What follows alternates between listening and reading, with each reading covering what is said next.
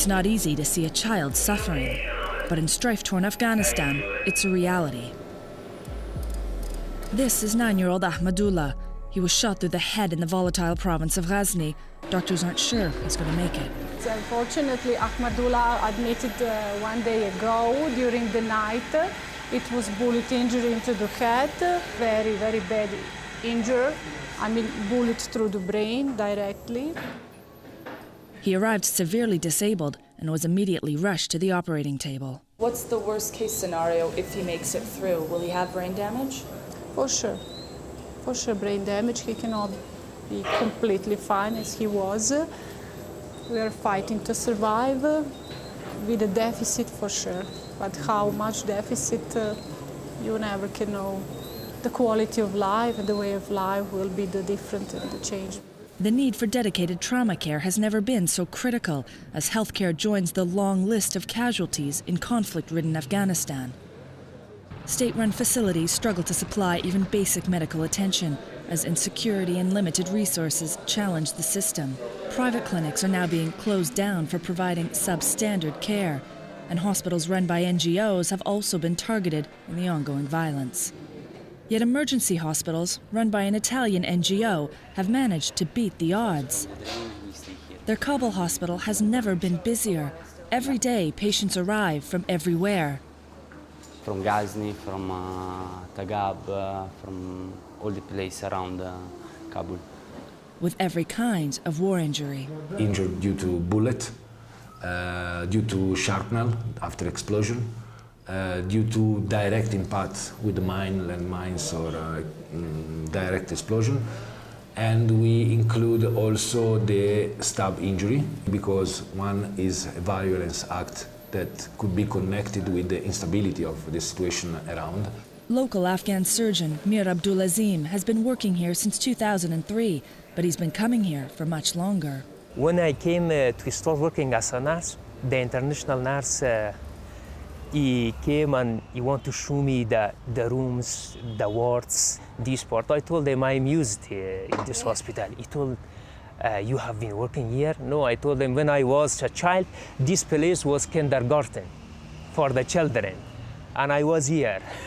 After a rocket killed 5 of his classmates, the ground sat empty for many years, until the Taliban occupied Kabul in 2001.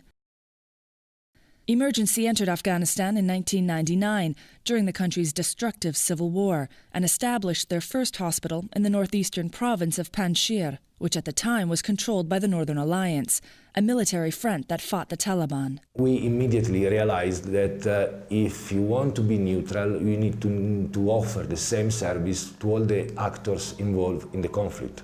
After the establishment of the first hospital, we crossed the front line and we came here during the Taliban regime, and we proposed the same offer we did to the North Alliance. The Taliban agreed and donated the land to them. Since then, they have never interrupted Emergency's work. Emergency is a vital lifeline to the Afghan people and their communities.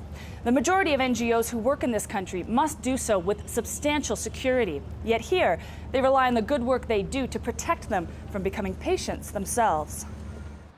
Emergency prides itself on being completely neutral, only asking patients questions related to their injury. They offer a high level of care at absolutely no cost. If it's my brother, if my family, or if these people are Taliban or soldiers, for us, all of them the same. We are going to deal with all of them at the same levels. To be admitted, a patient has to be a victim of Afghanistan's unrelenting war. When fighting worsened in the south, Emergency opened their third hospital in Helmand province. Emergency also runs dozens of smaller first aid posts in some of the most remote and dangerous pockets of the country. These centers offer basic primary health care and timely attention to trauma victims. The idea is to offer a prompt and proper assessment for traumatized patients and transfer the people from the clinic to the hospital with ambulance and nurse on board.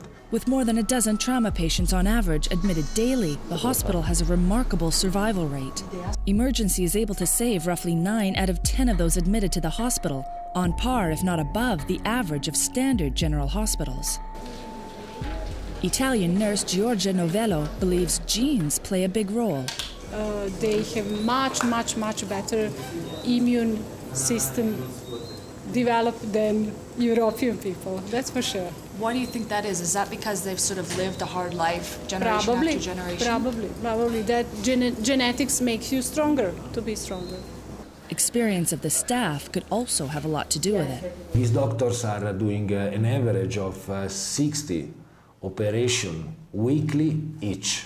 These people are able to treat a traumatized patient injured from the head to the toe.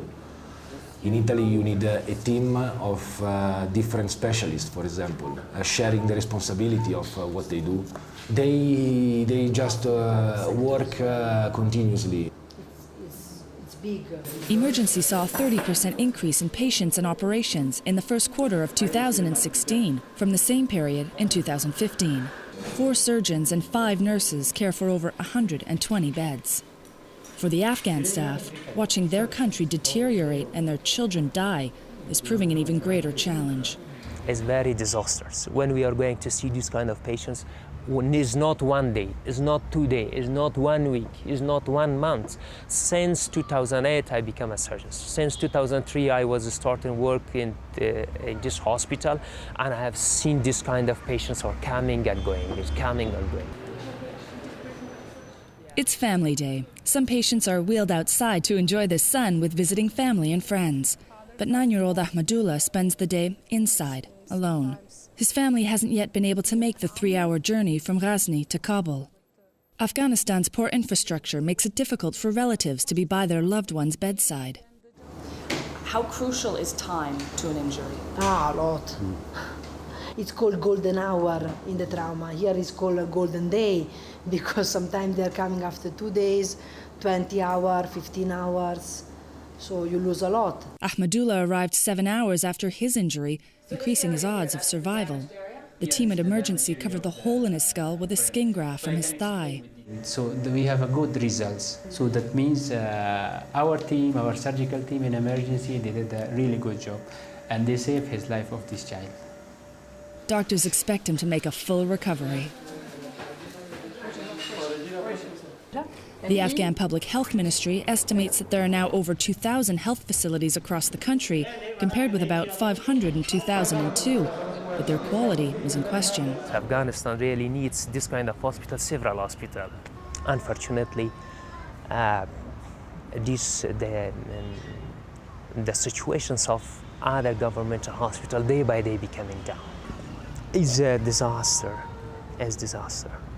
Emergency is also helping train a new generation of healthcare specialists from all over Afghanistan. But because of worsening insecurity in the country, many are taking this knowledge abroad. The last 5 years of our experience here are the worst that we ever had in Afghanistan in terms of a mission. We are talking about a period that should be the end of the war, and feel very sad and sorry. Yet some are staying, hopeful that they can make a difference in the future of their country, regardless of the odds stacked against them. So I don't know, the God put me here from the beginning, and I don't know when it's going to be remove me from this part. Actually. For Assignment Asia, I'm Natalie Carney in Kabul, Afghanistan.